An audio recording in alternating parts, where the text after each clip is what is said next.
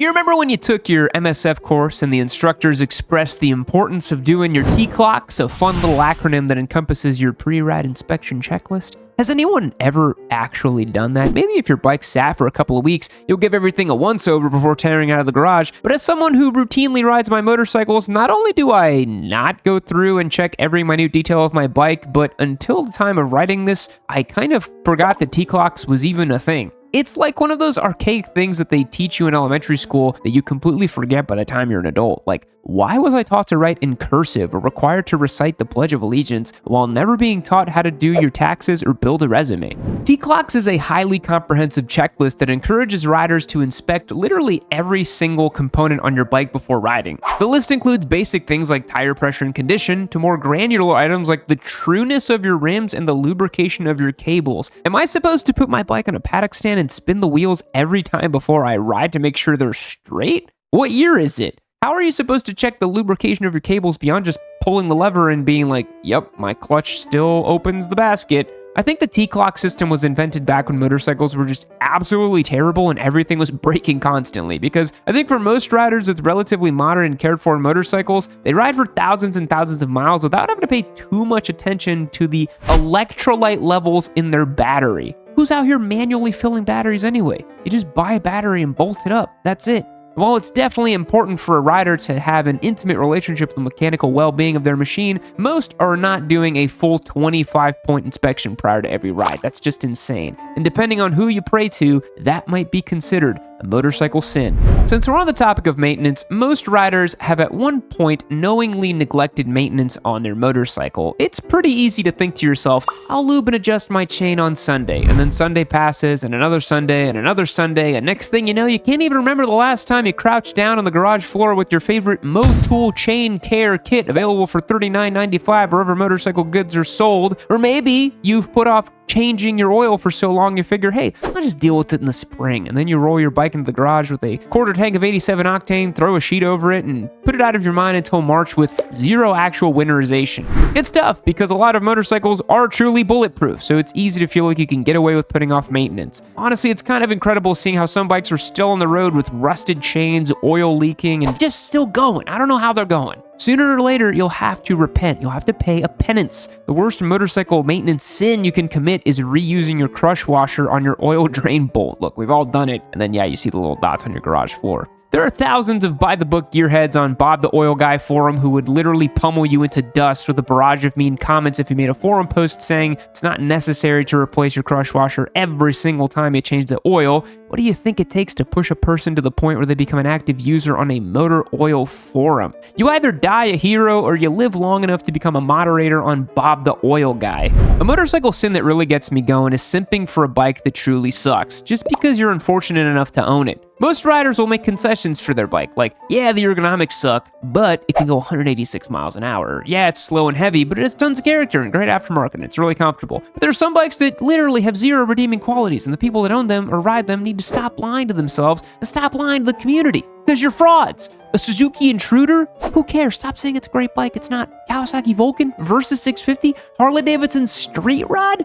Please. You can ride whatever you want. You can even like whatever you want. Your terrible, ugly, boring bike may even suit your needs at this given moment, but you cannot sit there firing away on the keyboard, waxing poetic about how good or underestimated your crappy bike is, because that's just a lie.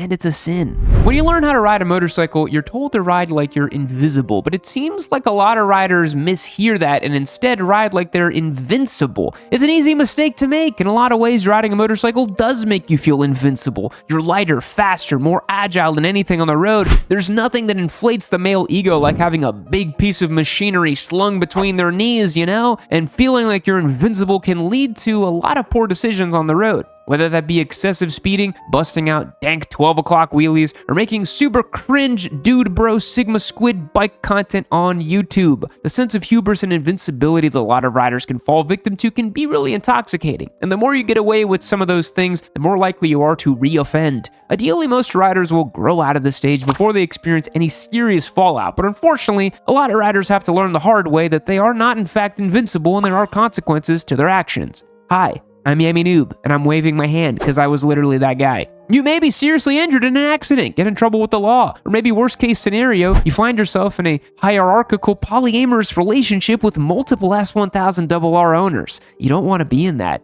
You don't.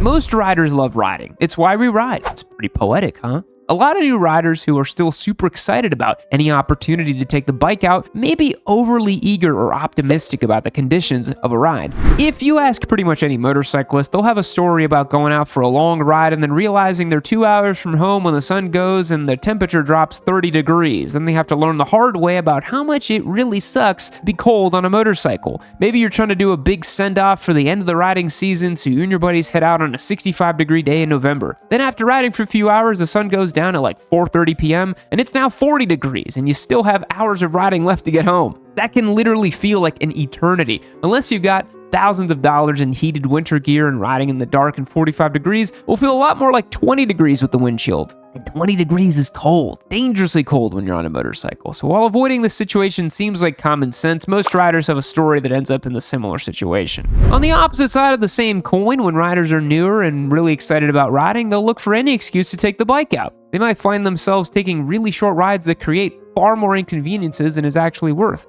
You might think, it's a beautiful day out. I will take the bike over to the grocery store to grab a few things. But you'll soon realize that the amount of time it takes to put on all your gear and then take off your gear and helmets and gloves before going into the store is not really worth the inconvenience. If it's going to be a 10-minute ride to the store in like 45-mile-per-hour zones where you barely make it out of third gear, is it really worth the effort? It is really more effort than it's worth to take those short trips on your motorcycle a lot of the times. But that's where a scooter comes in. They're so sweet, jump on and go, baby. As any adventure rider knows, the best destination for a ride is a coffee shop. But if that coffee shop is a short distance away, you're going to spend more time fumbling around with your gear while you awkwardly juggle an Americano and a croissant in your $1,000 climb jacket. We all love riding, but there's times you just got to be honest with yourself and admit it's just easier to jump into a car or on a scooter. It really is a bell curve. Super long trips and super short trips tend to be better to just drive, where medium trips are the motorcycle sweet spot. Trips that are long enough that it is worth the time it takes to gear up and you will actually have time to settle in and enjoy yourself on the ride, but not so long that you're exhausted or uncomfortable.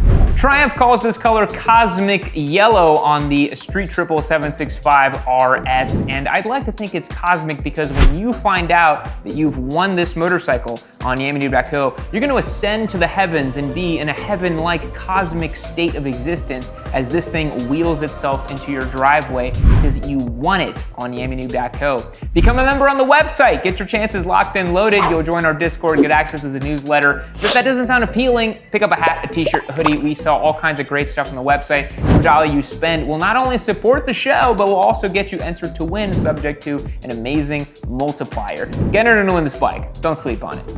Everybody drops their bike at a standstill. New riders, experienced riders, it doesn't matter. It happens. A lot of the time, the kickstand is left up after you hop off the bike, and as a result, it comes crashing down, usually damaging your ego more than anything else. Other times, you put the kickstand down, but it's not down all the way, actually. It's in that limbo state where it looks down, but will fold up the minute it's actually required to do its job and support the bike. It's like a millennial quiet quitting their job. I know my job is to be a kickstand, but I'm actually living my truth today and practicing self-care. Don't silence my lived experience and expect me to do what we collectively agreed is my responsibility. Is that too abstract of a description? Other times your boot gets stuck on the foot peg when you go to put your foot down in a stop and your bike just falls over that way. Don't be embarrassed. It literally happens to the best of us. I still drop a motorcycle at least once every year. I dropped the GSX 8R this year. So embarrassing, but it happens. There's nothing you can do.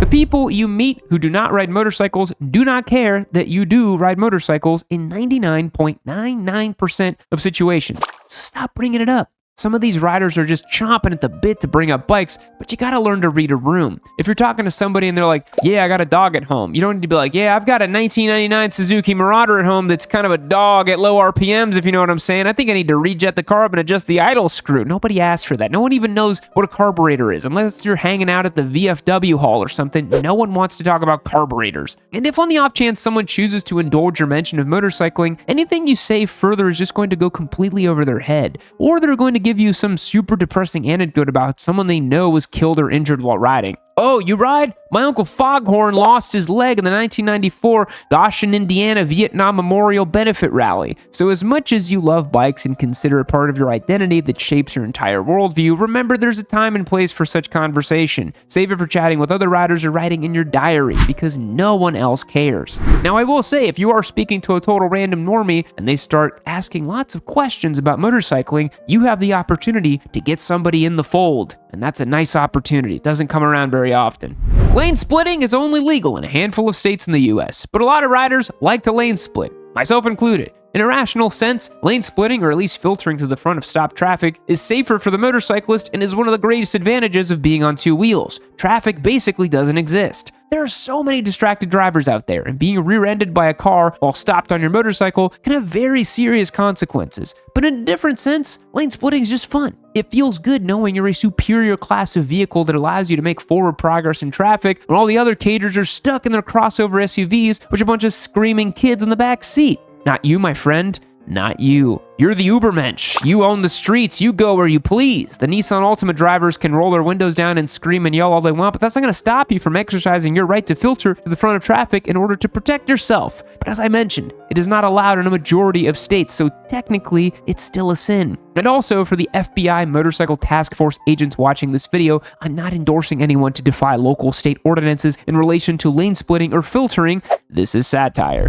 And here we are on the last of 10 motorcycle sins: having frequent close calls. Riding a bike is risky, there's no getting around that, but a lot of risk can be mitigated through proper training, being cognizant of the behavior of other vehicles, wearing proper gear, and maybe most importantly, having a good attitude. It's true, no matter how much risk you mitigate, if you're riding around other cars, you're likely to have a close call at some point in your riding career. There are people out there who are having some sort of close calls nearly every time they ride. That is not normal. If you're narrowly escaping a crash practically every time you go for a ride, you need to take a good long look at yourself. You're probably riding beyond your ability, knowingly riding recklessly, or not paying close enough attention to your surroundings. I feel like these close call scenarios are just far too normalized among young riders. Like, it's a rite of passage to narrowly escape crashing every time you ride. But it's totally not normal at all. If you ride like a normal person with some reverence for your machine and respect for others on the road, you can have a very fun and long riding career without almost crashing once a week.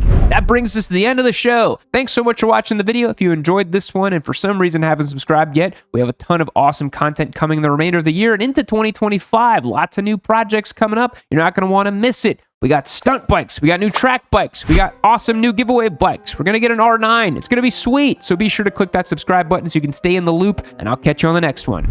Fact: the tallest married couple ever recorded was Anna Haining Swan, who was 7 foot 11 inches, and Martin Van Buren Bates, who was 7 foot 9 inches tall. That's crazy. Goodbye. Well, boys, that's the end of the show for today, but there's always a new video tomorrow. Every single day, there's a Yami Noob video. While you wait for the next one to queue up, become a member on YamiNoob.co and join to win this amazing Triumph Street Triple 765 RS that's right next to me. Cosmic yellow, street performance, track performance, a sonorous 3-cylinder. It has it all. Make sure you join on YamiNoob.co and don't delay.